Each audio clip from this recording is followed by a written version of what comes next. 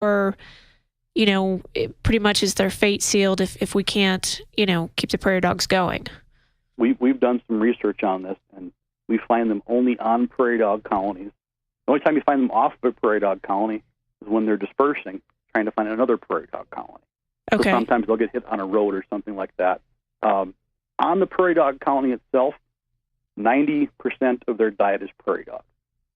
So the other 10% would be things that they just happen to encounter, like mice or small rabbits or small birds or things like that.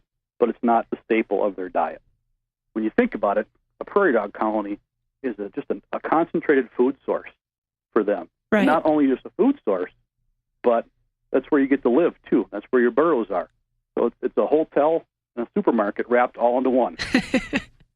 That's pretty nice, actually. It really is. Well, that makes sense then. When prairie dogs were abundant, then why would you choose anything else when your supermarket and your hotel are wrapped into one? I mean, it's a very smart choice from that perspective.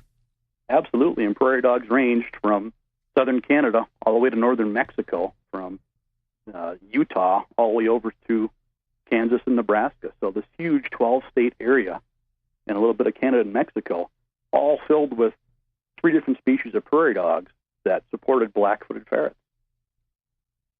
That's a lot. That's a big abundance at the time, definitely. So back to you trapping them and, weighing them and microchipping them so that you can follow them. Is that, now, in my opinion, microchipping is a little different than radio coloring, but what do you use the microchips for? So the microchip is for identification. Okay. So it's the same microchip that you use in livestock and pets and things like that. So you have to get up close to the animal and kind of wave a reader over them to get the identification of them. Okay. In the past, we have used radio collars, but if you ever handled a domestic ferret, you know that they're basically like a snake with fur. Yep. I was going to say, they pull them off, right? Yep, exactly. And so it's a very delicate fitting of that radio collar. But it gave us really excellent data when we first released black-footed ferrets out in the wild. So for quite a while, I shouldn't say quite a while, for several years, there were no black-footed ferrets in the wild. They were extinct in the wild. Oh, wow. So the way things went for black-footed ferrets is that as humans poisoned prairie dogs and plague ravaged prairie dog populations, ferrets got sucked down into this vortex of extinction. And by 1979, they only knew of 6 in captivity and none in the wild. Oh, wow. And those last 6 died in captivity. So there we were in 1980, didn't have a clue. We thought they were extinct. We thought, we lost another species, just like the passenger pigeon. And then in September of 1981, near the small town of Meeteetse, Wyoming, a ranch dog named Shep had an encounter at his food dish one night. Shep, being the good ranch dog that he is, killed the intruder. And the next morning, the Shep's owners, John and Lucille Hogg, came outside and, well, what you got there, Shep? What's your prize? And John picked it up and looked at it and said, well, it's kind of a goofy-looking creature, kind of funny-looking. And he threw it over his shoulder onto the garbage pile. And it sat there for the better part of the day. Ooh. Until his wife, Lucille, said, well, we're going to town. Pick up that goofy-looking critter. We'll take it into the taxidermist and get it stuffed. It'll look good on the mantle. Oh, jeez. And luckily, the taxidermist knew what it was. Oh. That's how we rediscovered black-footed ferrets. Wow. That's a cool story. Not for the ferret, but... it doesn't end there, actually. So biologists rushed into Meeteetse. Here's a chance. We thought the species was extinct. Here's a chance to research it and to recover it. This is such endangered species. And we counted them, and they had 129 ferrets. Wow. In 1984. So, okay, a little population that's persisted here. The only one in the world that's left. And then the next year, their population counts were 58. So, something's going on. Yeah. They found out that 2 diseases, distemper and plague, were wiping out the prairie dogs and the ferrets. So they had to make the hard decision trap them and bring them into captivity. And by the time they could react, they only trapped 18 of them. So by 1987, there we were at the brink of extinction again. 18 black-footed ferrets in a captive breeding facility and 0 out in the wild. Mm. So they began to breed these ferrets in captivity and spread them out to zoos to also breed them a bit.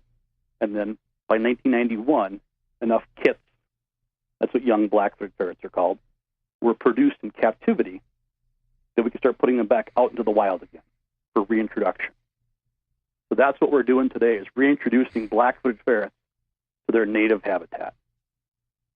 Great. You know, I was having a conversation with my cousin, and we were talking about that some people feel that zoos are cruel. Animals are just in cages, but actually they're very crucial in rehabilitating and reproduction for, this is a great example of endangered species, and getting them back out there in the wild.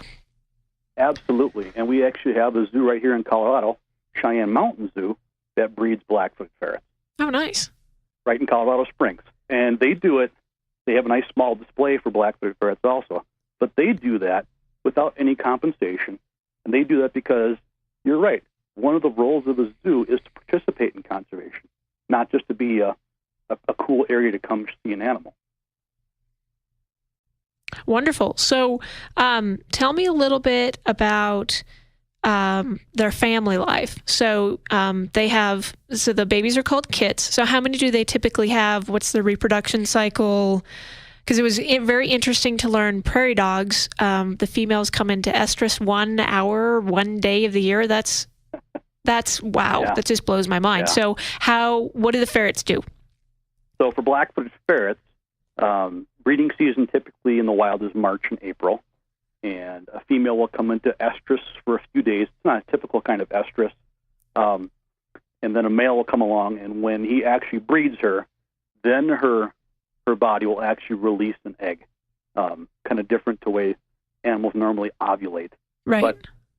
So then the gestation period after she is impregnated is about 43 days, and the kits, the young, are then born below ground, blind, naked, helpless. Sometime in late May, early June, even right now, they're being born below ground. Now, they don't come above ground until they're about 45 days of age. So they would not actually emerge out of the burrow until, sometime in July. Okay. Now, the males don't partake in any raising of the young at all. They're kind of deadbeat dads, I guess. They go out and drink beer and watch TV and things like that. But that's actually a pretty common pattern in the wildlife to begin with. Right, yeah. So then the kits are nursing off of mom for their first month or two of life.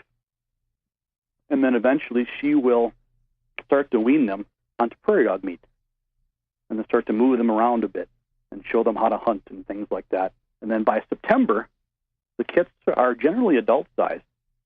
That's when they start to kind of explore a bit more away from their mother and then eventually disperse and try to find their own colonies and territories. Okay. So, Travis, you were saying that about September timeframe, the kits are adult size and they start to disperse. How far have you recorded that they actually disperse to? We've documented black-footed ferrets moving as far as 15 miles. Oh, wow. Across sometimes some pretty sparse habitat in terms of prairie dogs to get to another prairie dog colony. So these guys can really motor when they want to or need to. Yeah, definitely. Well, Travis was able to record a soundbite for us, and let's so tell us a little bit about what we're going to be listening to. So generally, black-footed ferrets are pretty quiet, but when I capture them, and sometimes when you get them a bit agitated, they make what we call a chatter, and it can be quite loud and quite startling to hear it come out of this small animal. Okay, well, let's go ahead and...